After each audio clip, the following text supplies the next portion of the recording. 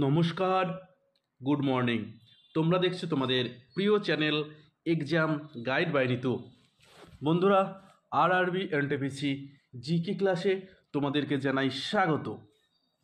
তোমরা যারা রেলের পরীক্ষার জন্য তৈরি হচ্ছ, তোমাদের সুবিধার্থেই আমি নিয়ে এসেছি 2021 সালে এনটিপিসি পরীক্ষায় এসে যাওয়া প্রশ্নপত্র নিয়ে এই বিশেষ ক্লাস। আজকে আমি করাচ্ছি 93 নম্বর ক্লাস, যেটি 15ই মার্চ 2021 সালে প্রথম শিফটে পরীক্ষায় এসেছিল।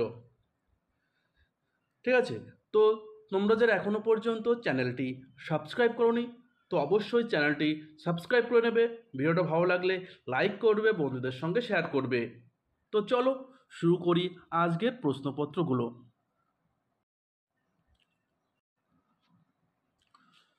প্রথম প্রশ্ন, মোহাম্মদ ইউনুসকে ড্যাশ ক্ষেত্রে অগ্রণী কাজের জন্য নোবেল শান্তি পুরস্কার দেওয়া হয়। মোহাম্মদ ইউনুস বর্তমানে যিনি বাংলাদেশের প্রধান উপদেষ্টা পদে অধিষ্ঠিত রয়েছেন, তো তিনি 2006 সালে নোবেল শান্তি পুরস্কার পেয়েছিলেন। তো কিসের জন্য নোবেল শান্তি পুরস্কার পেয়েছিলেন? তো ক্ষুদ্র ঋণের ক্ষেত্রে অগ্রণী কাজের জন্য মোহাম্মদ ইউনুসকে নোবেল শান্তি পুরস্কার দেওয়া হয়। 2006 সালে মোহাম্মদ ইউনুস এবং গ্রামীণ ব্যাংকে যৌথভাবে নোবেল শান্তি পুরস্কার দেওয়া হয়েছিল। All England open badminton championship 2024 পুরুষদের একক শিরোপা জিতেছে কে? তো 2024 সালে অল ইন্ডিয়া ব্যাডমিন্টন চ্যাম্পিয়নশিপ প্রতিযোগিতায় পুরুষদের একক বিভাগে চ্যাম্পিয়ন হয়েছে জোনাটান ক্রিস্টি। তো সঠিক উত্তর হবে জোনাটান ক্রিস্টি। দেখো, বিশ্বের প্রাচীনতম এবং সবচেয়ে মর্যাদাপূর্ণ বার্ষিক ব্যাডমিন্টন টুর্নামেন্ট এটি। এই টুর্নামেন্টটি 1899 সাল থেকে শুরু হয়েছে।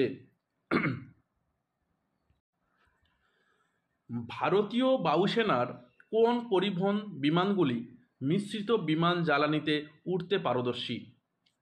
তো সঠিক উত্তর AN-32। AN-32 বিমানগুলি মিশ্রিত জ্বালানিতে উড়তে পারদর্শী। দামোদর ভ্যালি কর্পোরেশন পরিচালনা করে ড্যাশ। তো দামোদর ভ্যালি কর্পোরেশন নিম্নলিখিত কোনটি পরিচালনা করে?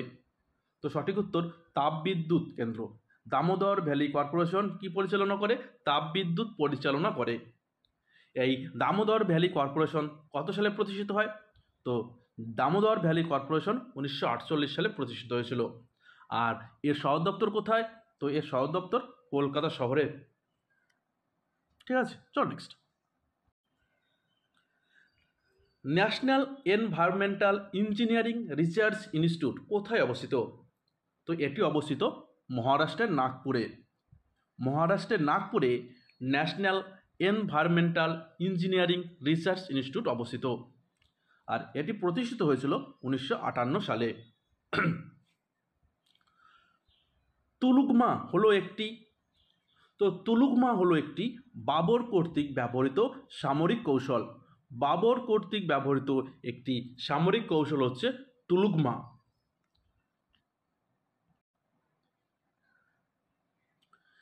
জীবের বৈজ্ঞানিক নামকরণ বা নামকরণের পদ্ধতি যা আমরা ব্যবহার করি তা নিচের কোন বিজ্ঞানী দ্বারা প্রবর্তিত হয়েছিল? তো জীবের বৈজ্ঞানিক নামকরণের পদ্ধতি আবিষ্কার করেছিলেন চার্লস লিনিয়াস। চার্লস লিনিয়াস জীবের বৈজ্ঞানিক নামকরণ পদ্ধতিটি আবিষ্কার করেন। পরবর্তী প্রশ্ন, রামসার কনভেনশন হলো? তো রামসার কনভেনশন হলো জলাভূমি সংরক্ষণ। সঠিক উত্তর হবে জলাভূমি সংরক্ষণ। 1971 সালে 2রা ফেব্রুয়ারি ইরানের রামসার শহরে স্বাক্ষরিত হয়েছিল। ঠিক আছে, তো এই রামসার কনভেনশন কবে হয়েছিল? তো 1971 সালে। কোথায়? ইরানের রামসার শহরে। কিসের জন্য? জলাভূমি সংরক্ষণের জন্য।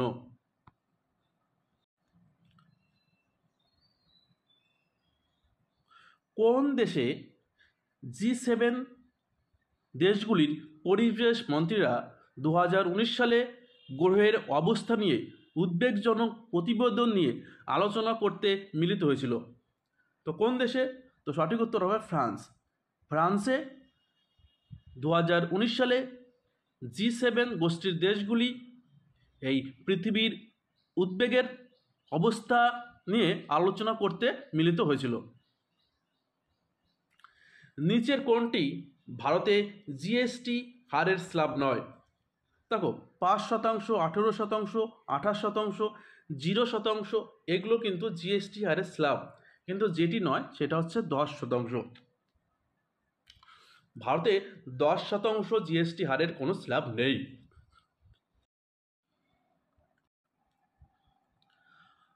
আগস্ট ক্রান্তি আন্দোলন ড্যাশ নামেও পরিচিত।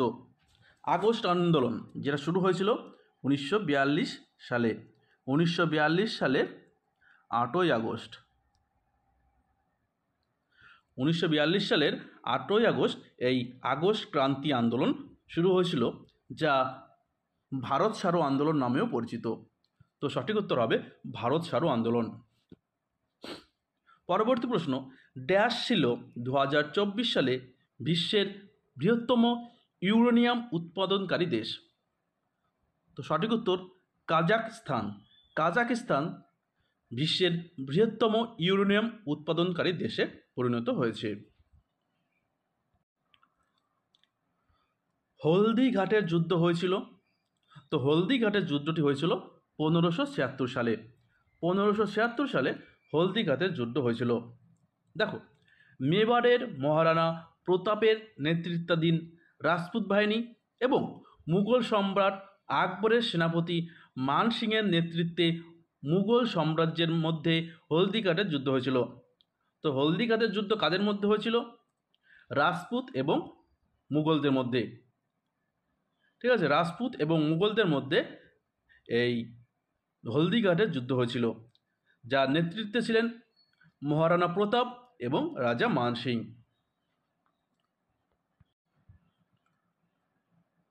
পরবর্তী প্রশ্ন, ওজোন স্তরের ঘনত্ব পরিমাপ করা হয়? তো ওজোন স্তরের ঘনত্ব কোন এককের দ্বারা পরিমাপ করা হয়? তো সঠিক উত্তর হবে ডবসন ইউনিট। তো ডবসন ইউনিট দ্বারা ওজোন স্তরের ঘনত্ব পরিমাপ করা হয়ে থাকে। চলো নেক্সট। পরবর্তী প্রশ্ন, আকবরের দরবারে সেরা ক্যালিগ্রাফার কে ছিলেন, যিনি জারিন কালাম বা সোনার কলম উপাধিতে ভূষিত হয়েছিলেন? তো তিনি হলেন মোহাম্মদ হুসেন। মোহাম্মদ হুসেন ছিলেন আকবরের দরবারে সেরা ক্যালিগ্রাফার। এবার তোমাদের মনে প্রশ্ন আসতে পারে, ক্যালিগ্রাফার কাদের বলা হয়? তো ক্যালিগ্রাফার হলেন একজন শিল্পী যিনি সুন্দর হাতের লেখার শিল্পের বিশেষজ্ঞ। তো এই মোহাম্মদ হুসেনের হাতের লেখা এতই সুন্দর ছিল যে তাকে জারিন কালাম উপাধিতে ভূষিত করা হয়েছিল। পরবর্তী প্রশ্ন, ড্যাশ একটি ঝিল্লি আবদ্ধ থলি যা পাচক এনজাইমে ভরা কোষের পাচনতন্ত্র হিসেবে কাজ করে? তো কোনটি? তো সঠিক উত্তর হবে লাইসোজোম। লাইসোজোম একটি ঝিল্লি আবদ্ধ থলি যা পাচক এনজাইমে ভরা এবং কোষের পাচনতন্ত্র হিসাবে কাজ করে। পরবর্তী প্রশ্ন, ভারতীয় সংবিধানের 17 নম্বর অনুচ্ছেদে প্রয়োগ করে? তো 17 নম্বর অনুচ্ছেদ প্রয়োগ করে অস্পৃশ্যতা প্রথার বিলুপ্তি। তো ভারতীয় সংবিধানে অনুচ্ছেদ 17তে বলা রয়েছে অস্পৃশ্য প্রথার বিলুপ্তি। মহাভারতের আসল নাম হলো? তো সঠিক উত্তর হবে জয় সংহিতা। মহাভারতের আসল নাম হচ্ছে জয় সংহিতা। চলো নেক্সট। যে ইঞ্জিনিয়ার হাম্পির ধ্বংসাবশেষ আবিষ্কার করেছিলেন তার নাম কি? তো হাম্পির ধ্বংসাবশেষ আবিষ্কার করেছিলেন colonel Colin Mackenzie. Colonel Colin Mackenzie এই হাম্পির ধ্বংসাবশেষ আবিষ্কার করেছিলেন। এই হাম্পির ধ্বংসাবশেষ 1800 খ্রিস্টাব্দে আবিষ্কার করেছিলেন। পরবর্তী প্রশ্ন, 10 নিবল সমান কত বিট? তো আমরা জানি 1 নিবল সমান সমান 4 বিট। তো 1 নিবল সমান সমান যদি 4 বিট হয় তো 10 নিবল সমান সমান কত বিট হবে? তো সঠিক উত্তর হবে 40 বিট। পরবর্তী প্রশ্ন, নিচের কোনটি সঠিকভাবে মিলছে না? দেখো, লখনৌ গোমতী ঠিক রয়েছে, জব্বলপুর ঝিলাম এটা কিন্তু ঠিক নেই। তো জব্বলপুর শহরটি কোন নদীর তীরে অবস্থিত? তো জব্বলপুর শহরটি নর্মদা নদীর তীরে অবস্থিত। ঠিক আছে, নর্মদা নদীর তীরে অবস্থিত জব্বলপুর। আর সুরাট তাপ্তি নদীর তীরে, উজ্জয়িনী শিপ্রা নদীর তীরে, এগুলো ঠিক রয়েছে। পরবর্তী প্রশ্ন, 2024 সালের অলিম্পিক গেমস কোথায় অনুষ্ঠিত হয়েছিল? তো 2024 সালের গ্রীষ্মকালীন অলিম্পিক গেমস অনুষ্ঠিত হয়েছে প্যারিসে। তো সঠিক উত্তর হবে প্যারিস। ঠিক আছে, প্যারিসে অনুষ্ঠিত হয়েছে। তো প্যারিস অলিম্পিক নিয়ে তোমাদের জন্য ভিডিও করে দেওয়া আছে, তোমরা যারা এখনো পর্যন্ত দেখোনি অবশ্যই প্লেলিস্টে গিয়ে তোমরা দেখে নেবে।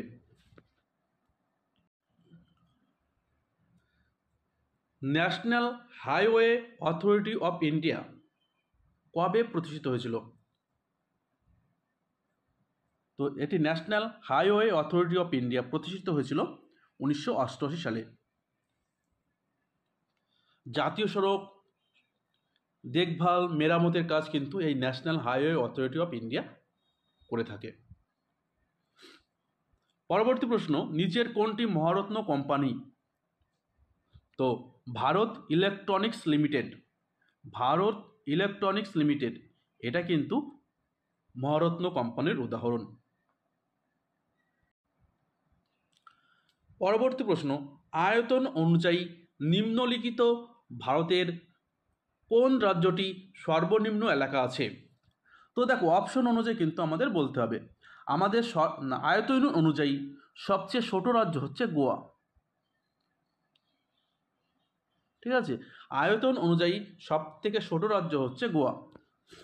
দেখো, আয়তন অনুযায়ী প্রথমে রয়েছে রাজস্থান, মহারাষ্ট্র দ্বিতীয় স্থানে, মধ্যপ্রদেশ তৃতীয় স্থানে, আর উত্তরপ্রদেশ চতুর্থ স্থানে রয়েছে আয়তন অনুযায়ী। তো এখানে সবচেয়ে আয়তন অনুযায়ী কোন রাজ্যটি ছোট? তো সঠিক উত্তর হবে উত্তরপ্রদেশ। ঠিক আছে, পরবর্তী প্রশ্ন। তো পরবর্তী প্রশ্ন হলো, ড্যাশ হলো একটি সালফার যাতে অ্যামিনো অ্যাসিড থাকে। তো সঠিক উত্তর সিস্টাইন।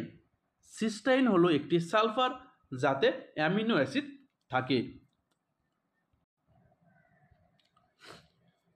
ভারতের কোন রাজ্য চীন, নেপাল এবং ভুটানের সাথে সীমানা ভাগ করে? তো এটি হচ্ছে সিকিম রাজ্য। তো ভারতের সিকিম রাজ্যটি 3টি দেশ চীন, নেপাল এবং ভুটানের সাথে সীমানা ভাগ করে নেয়। অ্যামিস্যাট কোন ধরনের উপগ্রহ যা ইসরো দ্বারা উৎক্ষেপণ করা হয়েছে? তো অ্যামিস্যাট হলো একটি গোয়েন্দা উপগ্রহ বা ইন্টেলিজেন্স স্যাটেলাইট, ইন্টেলিজেন্স স্যাটেলাইট বা গোয়েন্দা উপগ্রহ। চলো নেক্সট। রাষ্ট্রপতিকে ভারতীয় সংবিধানের কোন অনুচ্ছেদে সংসদে অধিবেশন চলাকালীন অধ্যাদেশ জারি করার ক্ষমতা দেওয়া হয়েছে? তো রাষ্ট্রপতির অধ্যাদেশ জারি করার ক্ষমতা দেওয়া রয়েছে অনুচ্ছেদ 123-এ।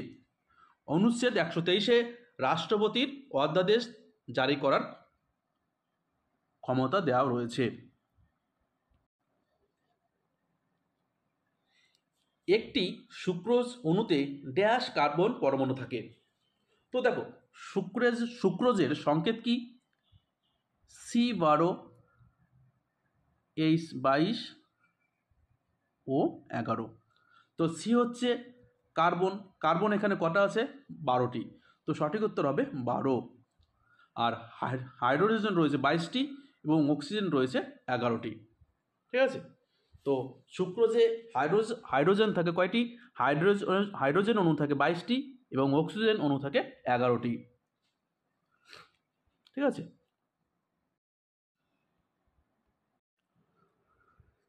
ড্যাশ সালে কলকাতা মেট্রো রেল বাণিজ্যিক পরিষেবার জন্য খোলা হয়েছিল? ভারতে প্রথম মেট্রো রেল চলাচল শুরু হয়েছিল কলকাতায়, আর এটি প্রথম বাণিজ্যিক পরিষেবার জন্য খোলা হয়েছে 1984 সালে। তখন ভারতের প্রধানমন্ত্রী ছিলেন শ্রীমতী ইন্দিরা গান্ধী। কোবাল্ট কোন ভিটামিনে থাকে? তো কোবাল্ট থাকে ভিটামিন B12-এ। ভিটামিন B12-এ কোবাল্ট থাকে। বেশ কিছু উপগ্রহ x brand synthetic aperture radar ব্যবহার করে, যার মধ্যে রয়েছে রিস্যাট 2B। রিস্যাট 2B মাউস এবং ড্যাশ ইনপুট ডিভাইসের উদাহরণ।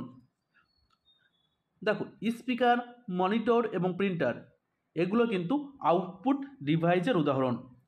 স্ক্যানারটি ইনপুট ডিভাইসের উদাহরণ।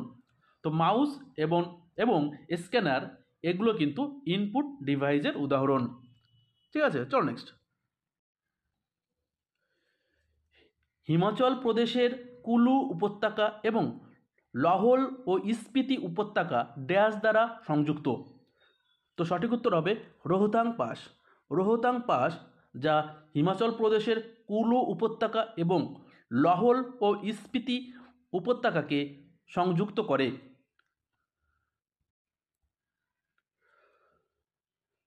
ডুরান্ড কাপ কোন খেলার সঙ্গে যুক্ত? তো ডুরান্ড কাপ হলো ফুটবল খেলার সঙ্গে যুক্ত। দেখো, ডুরান্ড কাপ যা ভারতের প্রাচীনতম ফুটবল টুর্নামেন্ট এবং এটি 1888 সালে শুরু হয়েছিল। 1888 সাল থেকে এই ডুরান্ড কাপ খেলা শুরু হয়। আর 2024-এর ডুরান্ড চ্যাম্পিয়ন হলো north east United club. North east United club 2024 Durand cup প্রতিযোগিতার চ্যাম্পিয়ন দল।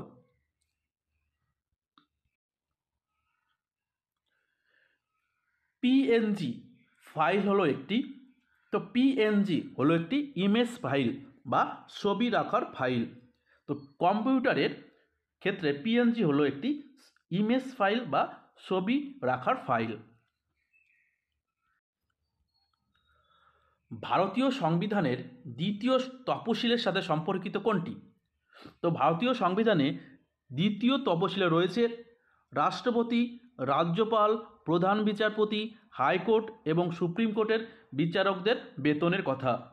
তো রাষ্ট্রপতি, রাজ্যপাল, প্রধান বিচারপতি, হাইকোর্ট এবং সুপ্রিম কোর্টের বিচারকদের বেতনের কথা কিন্তু বলা রয়েছে ভারতীয় সংবিধানের দ্বিতীয় তপশিলে। ঠিক আছে, দ্বিতীয় তপশিলে। শেষ প্রশ্ন, নিচের কোন মৌলের ঘনত্ব সর্বাধিক? তো সঠিক উত্তর হবে অসমিয়াম। অসমিয়ামের ঘনত্ব সর্বাধিক। তো বন্ধুরা, ভিডিওটা এই পর্যন্তই। ভিডিওটা ভালো লাগলে লাইক করবে, বন্ধুদের সঙ্গে শেয়ার করবে। আবার দেখা হচ্ছে আগামীকাল। ততক্ষণ ভালো থাকবে, সুস্থ থাকবে। ধন্যবাদ।